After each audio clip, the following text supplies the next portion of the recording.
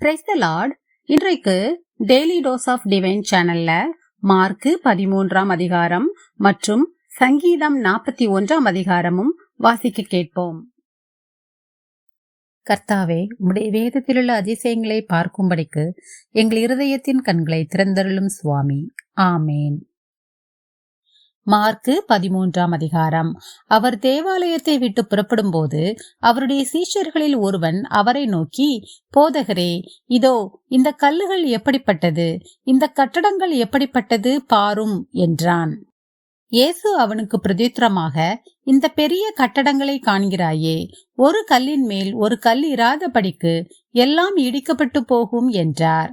பின்பு அவர் தேவாலயத்துக்கு எதிராக ஒலிவமலையின் மேல் உட்கார்ந்திருக்கையில் பேதுருவும் யாக்கோபும் யோவானும் அந்திரேயாவும் அவரிடத்தில் தனித்து வந்து, இவைகள் எப்பொழுது சம்பவிக்கும்?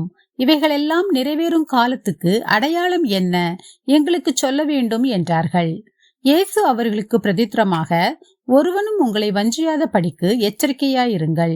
ஏனெனில் அநேகர் வந்து என் நாமத்தை கொண்டு நானே கிறிஸ்து என்று சொல்லி அநேகரை வஞ்சிப்பார்கள். யுத்தங்களையும் யுத்தங்களின் செய்திகளையும் கேள்விப்படும் போது கலங்காதேயுங்கள். இவைகள் சம்பவிக்க வேண்டியதே, ஆனாலும் முடிவு உடனே வராது. ஜனத்துக்கு விரோதமாய் ஜனமும் ராஜ்யத்துக்கு விரோதமாய் ராஜ்யமும் எழும்பும். பூமி எதிர்ச்சிகளும் பல இடங்களில் உண்டாகும். பஞ்சங்களும் கலகங்களும் உண்டாகும். இவைகள் வேதனைகளுக்கு ஆரம்பம். நீங்களோ எச்சரிக்கையாயிருங்கள். ஏனெனில் உங்களை ஆலோசனை சங்கங்களுக்கு ஒப்புக் கொடுப்பார்கள். நீங்கள் ஜெப ஆலயங்களில் அடிக்கப்படுவீர்கள். என் நிமித்தம் தேசாதிபதிகளுக்கும் ராஜாக்களுக்கும் சாட்சியாக அவர்களுக்கு முன்பாக நிறுத்தப்படுவீர்கள். சகல ஜாதிகளுக்கும் சுவிசேஷம் முந்தி பிரசங்கிக்கப்பட வேண்டும். அவர்கள் உங்களை கொண்டு போய் ஒப்பு கொடுக்கும் போது நீங்கள் என்ன பேசுவோம் என்று முன்னதாக கவலைப்படாமலும் சிந்தியாமலும் இருங்கள். அந்நாழிகையிலே உங்களுக்கு எது அருள் செய்யப்படுமோ அதையே பேசுங்கள். ஏனெனில் பேசுகிறவர்கள் நீங்கள் அல்ல, பரிசுத்த ஆவியே பேசுகிறவர். அன்றியும் சகோதரன் சகோதரனையும் தகப்பன் பிள்ளையையும் மரணத்துக்கு ஒப்பு கொடுப்பார்கள். பெற்றாருக்கு விரோதமாக பிள்ளைகள் எழும்பி அவர்களை கொலை செய்வார்கள். என் நாமத்து நிமித்தம் எல்லாராலும் பகைக்கப்படுவீர்கள். முடிவு பரியந்தம் நிலை நிற்பவனே ரட்சிக்கப்படுவான். மேலும் பாழாக்குகிற அருவருப்பை குறித்து தானியேல் தீர்க்கதரிசி சொல்லி இருக்கிறானே, வாசிக்கிறவன் சிந்திக்க கடவன். அது நிற்கத்தகாத இடத்திலே நீங்கள் அதை நிற்க காணும் போது யூதேயாவில் இருக்கிறவர்கள் மலைகளுக்கு ஓடிப்போக கடவர்கள். வீட்டின் மேல் இருக்கிறவன் தன் வீட்டுக்குள் இறங்காமலும் தன் வீட்டில் எதையாகிலும் எடுத்துக்கொள்ள உள்ளே போகாமலும் இருக்க கடவன்.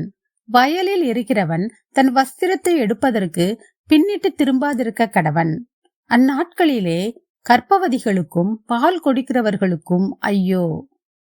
நீங்கள் ஓடி போவது மாரி காலத்திலே சம்பவியாத படிக்கு வேண்டிக் கொள்ளுங்கள். ஏனெனில் தேவன் உலகத்தை சிருஷ்டித்தது முதல் இதுவரைக்கும் சம்பவித்திராததும் இனிமேலும் சம்பவியாததுமான உபத்திரவம் அந்நாட்களில் உண்டாயிருக்கும். கர்த்தர் அந்நாட்களை குறைத்திராவிட்டால் ஒருவனாகிலும் தப்பிப்போவதில்லை. தாம் தெரிந்து கொண்டவர்களின் நிமித்தமோ அவர் அந்த நாட்களை குறைத்திருக்கிறார். அப்பொழுது இதோ கிறிஸ்து இங்கே இருக்கிறார், அதோ அங்கே இருக்கிறார் என்று எவனாகிலும் சொன்னால் நம்பாதேயுங்கள். ஏனெனில் கள்ள கிறிஸ்துக்களும் கள்ள தீர்க்கதரிசிகளும் எழும்பி கூடுமானால் தெரிந்து கொள்ளப்பட்டவர்களையும் வஞ்சிக்கத்தக்கதாக அடையாளங்களையும் அற்புதங்களையும் செய்வார்கள். நீங்களோ எச்சரிக்கையாயிருங்கள். இதோ எல்லாவற்றையும் முன்னதாக உங்களுக்கு அறிவித்திருக்கிறேன்.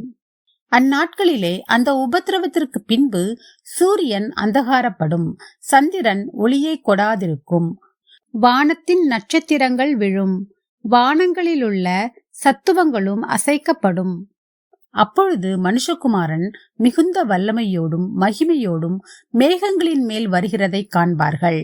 அப்பொழுது அவர் தம்முடைய தூதரை அனுப்பி தாம் தெரிந்து கொண்டவர்களை பூமியின் கடைமுனை முதற்கொண்டு வானத்தின் கடைமுனை மட்டுமுள்ள 4 திசைகளிலும் இருந்து கூட்டிச் சேர்ப்பார். அத்தி மரத்தினால் ஒரு உவமையை கற்றுக்கொள்ளுங்கள். அதிலே இளங்கிளை தோன்றி துளிர்விடும் போது வசந்த காலம் சமீபமாயிற்று என்று அறிவீர்கள். அப்படியே இவைகள் சம்பவிக்கிறதை நீங்கள் காணும்போது அவர் சமீபமாய் வாசலருகே வந்திருக்கிறார் என்று அறியுங்கள். இவைகளெல்லாம் சம்பவிக்கும் முன்னே இந்த சந்ததி ஒழிந்து போகாதென்று மெய்யாகவே உங்களுக்கு சொல்லுகிறேன். வானமும் பூமியும் ஒழிந்து போம், என் வார்த்தைகளோ ஒழிந்து போவதில்லை. அந்த நாளையும் அந்த நாழிகையையும் பிதா ஒருவர் தவிர மற்றொருவனும் அறியான். பரலோகத்திலுள்ள தூதர்களும் அறியார்கள், குமாரனும் அறியார். அக்காலத்தை நீங்கள் அறியாதபடியால் எச்சரிக்கையாயிருங்கள். விழித்திருந்து ஜெபம் பண்ணுங்கள். ஒரு மனுஷன் தன் வீட்டை விட்டு புறதேசத்துக்கு பிரயாணம் போக எத்தனிக்கும் போது தன் ஊழியக்காரருக்கு அதிகாரம் கொடுத்து அவனவனுக்கு தன் தன் வேலையையும் நியமித்து விழித்திருக்கும்படிக்கு காவல் காக்கிறவனுக்கு கற்பிப்பான். அப்படியே நீங்களும் விழித்திருங்கள். ஏனெனில் வீட்டெஜமான் சாயங்காலத்திலோ நடுராத்திரியிலோ சேவல் கூவும் நேரத்திலோ காலையிலோ எப்பொழுது வருவான் என்று நீங்கள் அறியீர்கள். நீங்கள் நினையாத வேளையில் அவன் வந்து உங்களை தூங்குகிறவர்களாக கண்டுபிடியாதபடிக்கு விழித்திருங்கள். நான் உங்களுக்கு சொல்லுகிறதை எல்லாருக்கும் சொல்லுகிறேன், விழித்திருங்கள் என்றார். சங்கீதம் 41. சிறுமைப்பட்டவன் மேல் சிந்தையுள்ளவன் பாக்கியவான். தீங்கு நாளில் கர்த்தர் அவனை விடுவிப்பார். கர்த்தர் அவனை பாதுகாத்து அவனை உயிரோடே வைப்பார். பூமியில் அவன் பாக்கியவானாயிருப்பான். அவன் சத்துருக்களின் இஷ்டத்திற்கு நீர் அவனை ஒப்புக்கொடீர். படுக்கையின் மேல் வியாதியாய் கிடைக்கிற அவனை கர்த்தர் தாங்குவார்.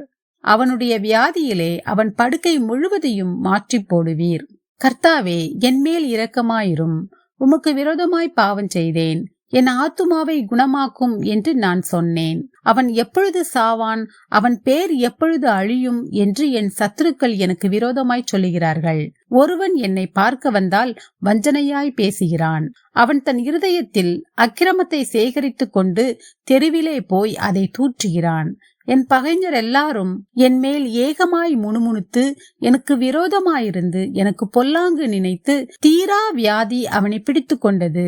படுக்கையில் கிடக்கிற அவன் இனி எழுந்திருப்பதில்லை என்கிறார்கள். என் பிராண சிநேகிதனும் நான் நம்பினவனும் என் அப்பம் புசித்தவனுமாகிய மனுஷனும் என் மேல் தன் குதிகாலை தூக்கினான். கர்த்தாவே, நீர் எனக்கு இறங்கி நான் அவர்களுக்கு சரிக்கட்ட என்னை எழுந்திருக்க பண்ணும். என் சத்துரு என் மேல் ஜெயம் கொள்ளாததினால் நீர் என் மேல் பிரியமாயிருக்கிறீர் என்று அறிவேன். நீர் என் உத்தமத்திலே என்னை தாங்கி என்றென்றைக்கும் உம்முடைய சமூகத்தில் என்னை நிலைநிறுத்துவீர். இஸ்ரவேலின் தேவனாகிய கர்த்தர் அனாதியாய் என்றென்றைக்கும் உள்ள சதா காலங்களிலும் ஸ்தோத்திரிக்கப்படத்தக்கவர். ஆமேன், ஆமேன். நாம் ஜெபிப்போம். அன்பின் பரலோக பிதாவே, இந்த அருமையான காலை வேளையை தந்ததற்காக உமக்கு கொடானு கொடி நன்றி ஏசப்பா. எத்தனையோ பேருக்கு இல்லாத ஸ்லாக்கியத்தையும் பாக்கியத்தையும் அற்ப பாவிகளும் தூசுகளுமாகிய எங்களுக்கு தந்திருக்கிறீர். அதற்காக உமக்கு நன்றி ஏசப்பா. எங்களுடைய ஆயுசு நாளில் ஒரு நாளை கூட்டி சேர்த்த தயவுக்காக உமக்கு நன்றி ஏசப்பா. இப்பொழுதும் படுக்கையின் மேல் வியாதியாய் கிடைக்கிற அவனை கர்த்தர் தாங்குவார்.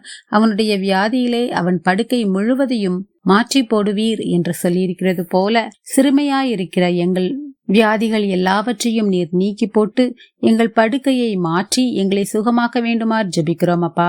இப்பொழுதும் என்னோடு ஜெபித்துக் கொண்டிருக்கிற ஒவ்வொருவரின் வியாதிகளையும் சரீர வியாதிகள் மட்டுமின்றி மனதில் உள்ள வியாதிகள், கஷ்டங்களையும் துன்பங்களையும் துயரங்களையும் எல்லாவற்றையும் நீர்தாமே தொட்டு சுகமாக்கியறல வேண்டுமாறு ஜெபிக்கிறோம் அப்பா.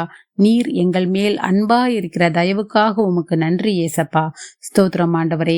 இந்த நாளையும் உம்முடைய கரத்திலே ஒப்பு கொடுக்கிறோம். இந்த நாள் முழுவதிலும் நீர் எங்களோடு கூடவே இருந்து எங்களை பாதுகாத்து எங்களை வழிநடத்தி ஆசீர்வதிக்க வேண்டுமாறு ஜெபிக்கிறோம். எல்லா காரியங்களையும் நீங்க பொறுப்படுத்திக் கொள்ளுங்க, வழி நடத்துங்க, ஆசீர்வதிங்க. இயேசு கிறிஸ்துவின் மூலமாக ஜெபம் கேளும் எங்கள் ஜீவனுள்ள நல்ல பிதாவே, ஆமேன். என் ஆத்துமாவே கர்த்தரை ஸ்தோத்திரி, என் முழுள்ளமே அவருடைய பரிசுத்த நாமத்தை ஸ்தோத்திரி.